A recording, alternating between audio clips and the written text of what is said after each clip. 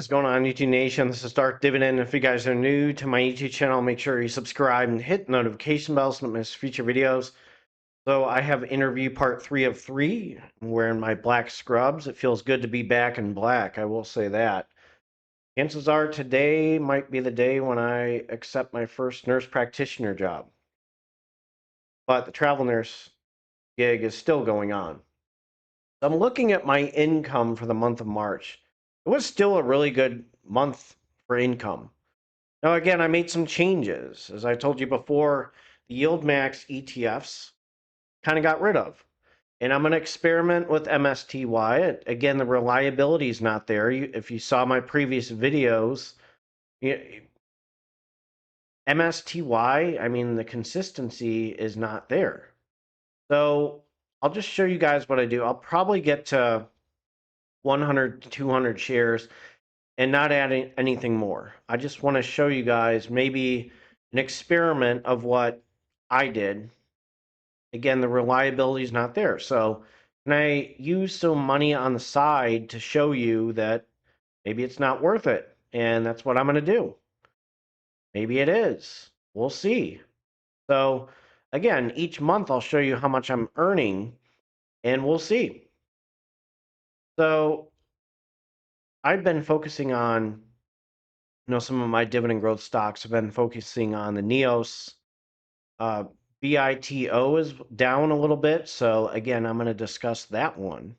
So I have some changes that I made, but it's still a good month for income. If you're new to this YouTube channel, make sure you subscribe and hit the notification bell so you don't miss future videos. Smash that like button. Let's check out my income for my ETrade in my M1 Finance dividend portfolio right now. So here's my M1 Finance dividend portfolio. I'm a little bit down. I've earned $36,489.15 since I built this dividend portfolio. So looks like I'm starting to get back to 150, which is good. My IRA is at 21,274.47. So that one's a little bit down, but hopefully that'll get back to where it was. And the month for March was pretty good. So I'm going to show you some things that are going on with my dividend portfolio. So right now on M1 Finance, my average monthly income is $1,724.19. My estimated income left over is $13,609.53. My total income, okay, is $20,690.31. So again, this is not set in stone. Okay, this is including paid, pending, estimated dividends. So this is what it's predicting. So far, I've been paid $6,470.23. I have $610.55 of pending income. So again, a few things are estimated. Okay, let's look at how I did in 2024. I made $18,093.71. So I was paid that amount. That was a good amount. Okay. 2024, I got a little bit more conservative, 2025, I got a little conservative, started to drop my YieldMax ETFs. The income was a little bit higher.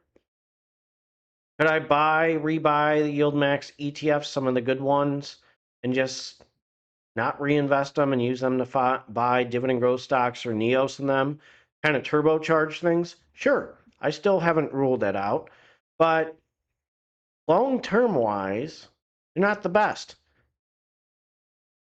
They might not even be a good investment, period. So I'm planning on getting, again, 200 shares, and that's the limit, probably the most I'll do with MSTY, and see what happens.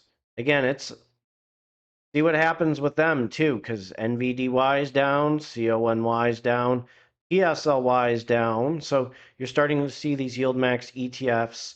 The reality check sets in for a lot of investors, and this is why you shouldn't go all in with the YieldMax ETFs. Okay, so let's check out my income that I earn. So right here for the month of March, I made a total of $1,591.94. So I'll show you what I made and from who. So we're going to start in March 3rd. Truist Financial Corporation, I made 2668. Enbridge 1261 minus 189. You got the, again, Canadian taxes with the dividend.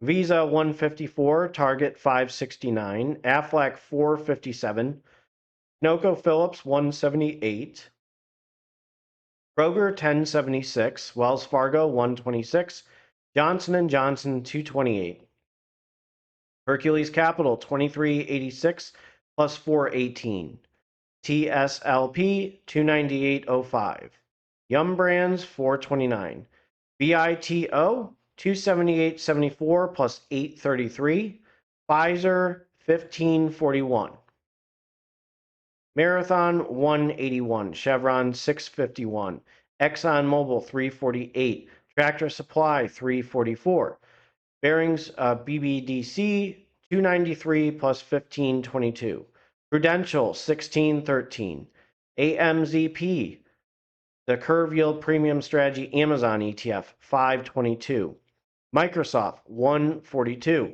Hershey Supply 507, Tyson Foods 1196, Flowers Foods 1717. We have Crescent Capital BDC 165, McDonald's 502, Blue Owl Capital Corp 293, Next Era Energy 544, Wendy's 1723, United Health Group Incorporated UNH is a symbol 310, Old Republic International Corporation 329. Then on March 20th, Jackson Financial 4248. Then we have TSLX 6th Street Specialty Lending 393, Shell 157, Saratoga Investment Corp 3218, SEPI, the Rex Crypto Equity Premium Income ETF 1315, Home Depot 334, AIPI 7285, Fidest Investment Corporation 562 plus 2198. The Netflix Curve Yield Premium Strategy Netflix ETF 8370. FEPI 2598. The NEOS Russell 2000 High Income ETF 2077. Bank of America 1392. The NEOS S&P High Income ETF 1702. Hero 1597. American Financial Group 955. Golub Capital 2833, BTCI, the NEOS Bitcoin High Income ETF 5448. That's what I'm going to be putting BTCI in, actually. Gaming and Leisure Properties 2460, QQQI, the NEOS NASDAQ 100 High Income ETF 2010, BP 223, TCPC Black Corp $16 plus 256. Broadcom 817. My first SCHD dividend 321. PepsiCo 1462. Ares Capital Corporation 4342. And again, the additional TCPC Black Corp 3 cents. NetStreet $9.10. Prologis 609. FNF Fidelity Financial. It's the group of Fidelity Financial. It's not Fidelity like the brokerage. 592. Digital Realty Trust 543. Capital Southwest Corporation 409 plus 3958. National Storage Affiliates Trust 2809.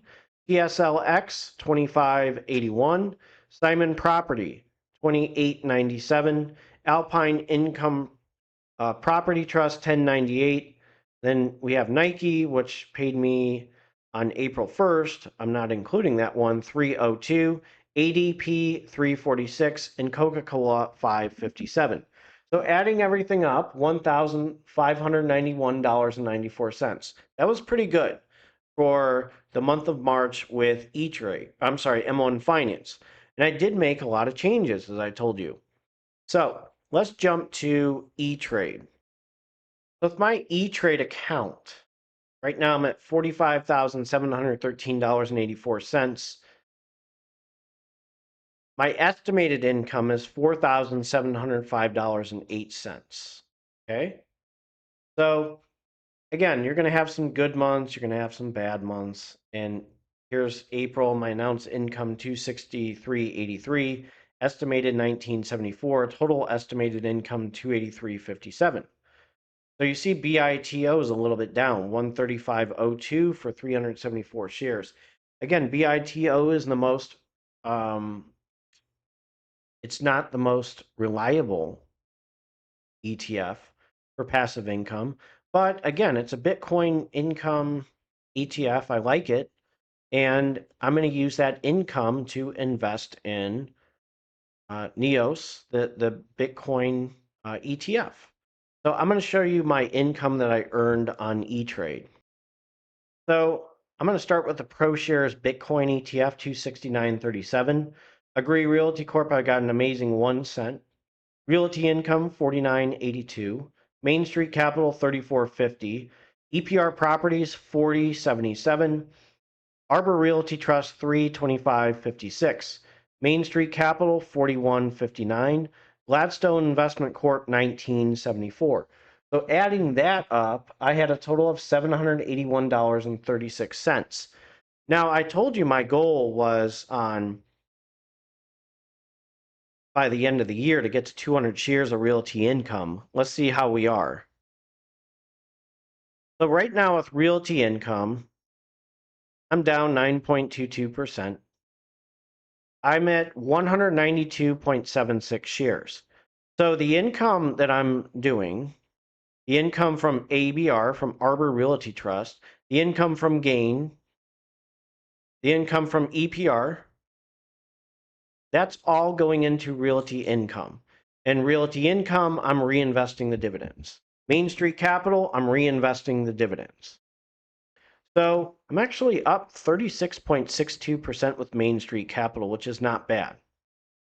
But I'm going to get to 200 shares by the end of the year, and that's exciting. So my total income I earned for this month of March, $2,373.30. And you know what? I have my St. Patty's Day sunglasses I saved. I'm going to put these on right now. And I'm going to say the future is so bright right now that I need to put on my St. Patty's Day sunglasses for the month of March. I'm excited to really turbocharge my dividend portfolio. Now, again, I'm going to focus on the monthly income ETFs for the month of April. I'm hoping that they add the Ethereum, like the income ETF that they have on ProShares. They have the Bitcoin one, but I'm hoping they have the Ethereum one.